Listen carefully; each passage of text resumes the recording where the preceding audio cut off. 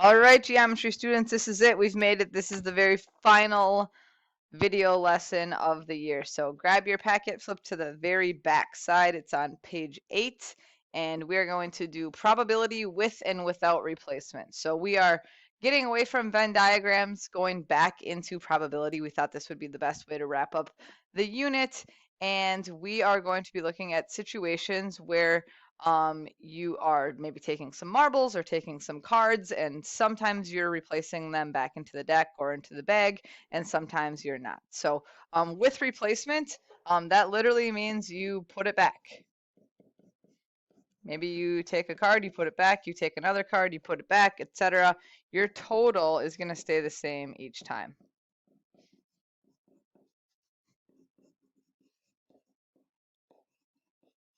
All right, in other experiments, you might not be replacing your cards or your marbles each time. So without replacement means you keep it out.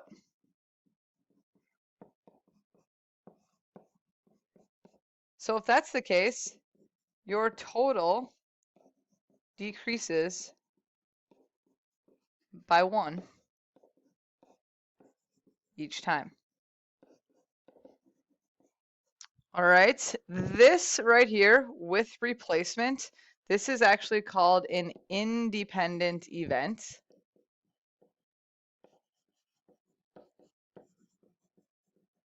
Or independent events. And without replacement would be called dependent events. And it kind of makes sense because if you're taking a card out of a deck and keeping it out, well, then the next probability, the next time you're taking a card out, it's dependent on what happened that first time. It matters which card you took out.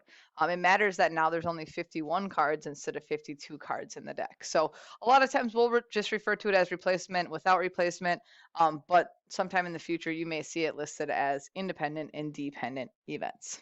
All right, so we're just going to go right into some examples here. The first two are just kind of old ones. We've done these before.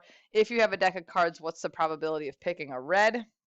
Well, your reds are all right here, your hearts and your diamonds. There's 26 of them out of 52, and we can reduce that down to 1/2. Okay, probability of a diamond, here's your diamonds. There are 13 diamonds out of 52. And that reduces to 1/4. Okay, old news there, nothing new. Here's where it gets to the new stuff. So now Carlos is drawing a card. He's putting it back, and then he's drawing another card. Find the probability of a club, then a red. Okay, now big information here. If you see the word then, you need to multiply. Then means multiply. So probability of a club is 13 out of 52. Then means multiply a red card. Now remember, we're putting our card back. So there's still 52 cards and there are still 26 reds. Okay, now if you want to reduce those ahead of time, that'll make it a lot easier. You could probably do this without a calculator if you reduce those fractions first. In fact, I am going to do that on this one right below. I know that 13 out of 52 reduces to 1/4 and 26 out of 52 is a half. And now we can just multiply straight across the top. 1 times 1 is 1, 4 times 2 is 8. So somewhat likely that you could actually choose a club and then a red in that order if you're replacing each time. Not super likely, but it can happen. Okay. Same sort of situation, spade, then a spade. Well, I know that 1/4 of the deck are spades. Okay. Then means multiply. And I know that 1/4 of the deck is still spades. So there would be a 1 out of 16 chance of making that happen. Okay, now let's go down to the next one. It says Carlos drew a card. He kept it out. Whoops, I didn't mean to erase that or cross it off. Kept it out, drew another card, kept it out, and then drew a third card. Find the probability of the following. So the first one, we're looking for 3 hearts. So really, we're looking for a heart, then another heart, and then another heart. So we're going to multiply each time we see the word then. Okay, so how many hearts are in the deck? There are 13 out of 52 hearts in the deck. Okay, then means multiply. Okay, now hold on a second. he's keeping that card out. So we're pretending he took a heart out in that first draw. Now how many hearts are left? Well, there's only 12 left because he took one out and he kept it out. And there are also only 51 cards left. And then he's going to do it again.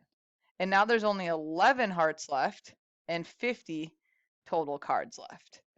Okay, and at that point, we're going to need a calculator. So 12 times, or 13 times 12 times 11, 52, 51, 50. So I'm going to grab Desmos here, and I am going to do 13 over 52 times 12 over 51 times 11 over 50, and it will give you the decimal answer there unless you click.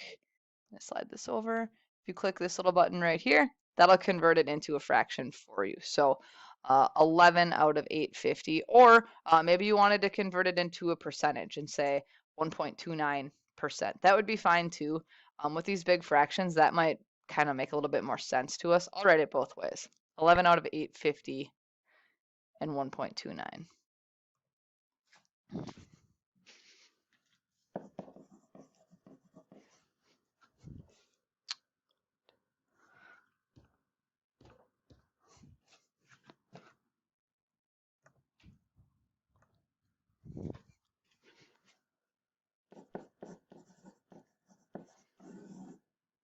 So either answer there is fine.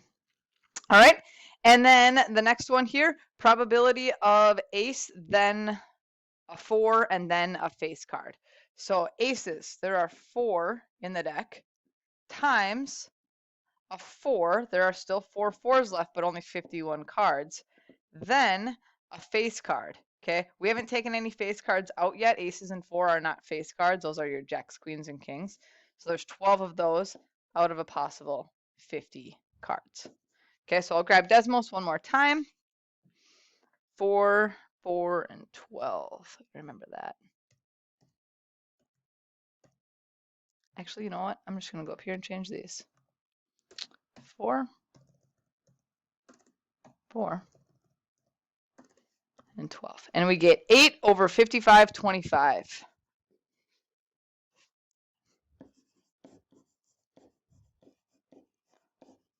And to me, that just doesn't make a ton of sense. I don't really know how good of a chance that is. So I'm going to change that into a percent, move my decimal twice to the right, and I get 0.14%. So very slim chances. All right, if you want to try out those ones in the bottom, you can. If you would rather just go ahead and do the practice, I think this one's pretty straightforward, definitely not the hardest one of the year. So yeah, congratulations on making it through your last video, and let me know how I can help with this last lesson before we start getting ready for Friday's test.